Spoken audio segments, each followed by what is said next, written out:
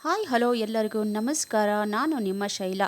ಇವತ್ತಿನ recipe carrot beans ಬಜ್ಜಿ. ಬೇಕಾಗುವ ಪದಾರ್ಥಗಳು: ಬೀನ್ಸ್, ಕ್ಯಾರೆಟ್, ಈರುಳ್ಳಿ, ಹಸಿಮೆಣಸಿನಕಾಯಿ, ಶುಂಠಿ ಪೇಸ್ಟ್, ಕೊತ್ತಂಬರಿ, ಕರಿಬೇವು, ಕಡಲೆ ಹಿಟ್ಟು, ಓಂಕಾಳು.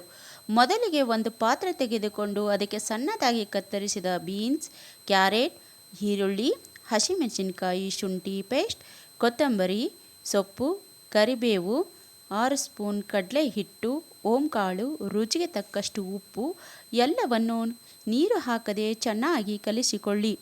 ನೀರು ಹಾಕುವುದು ಬೇಡ, ಅದರಲ್ಲೇ ನೀರಿನ ಅಂಶ ಇರುತ್ತದೆ.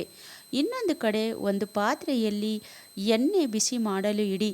ಎಣ್ಣೆ ಬಿಸಿಯಾದ ನಂತರ ಕಲಸಿದ ತರಕಾರಿ ಬಜ್ಜಿಯನ್ನು ಹಾಕಿ ಸಣ್ಣ ಉರಿಯಲ್ಲಿ ಗರಿಗರಿಯಾಗಿ ಕರಿಯಿರಿ.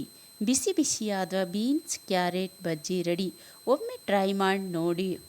ಈ ರೆಸಿಪಿ ನಿಮಗೆ ಇಷ್ಟ ಆಗಿದ್ದರೆ ಪ್ಲೀಸ್ ಸಬ್ಸ್ಕ್ರೈಬ್ ಮಾಡಿ, ಶೇರ್ ಮಾಡಿ, ಹಾಗೆ ನಮ್ಮ ಚಾನಲ್ನ ಸಪೋರ್ಟ್ ಮಾಡಿ ಪ್ಲೀಸ್.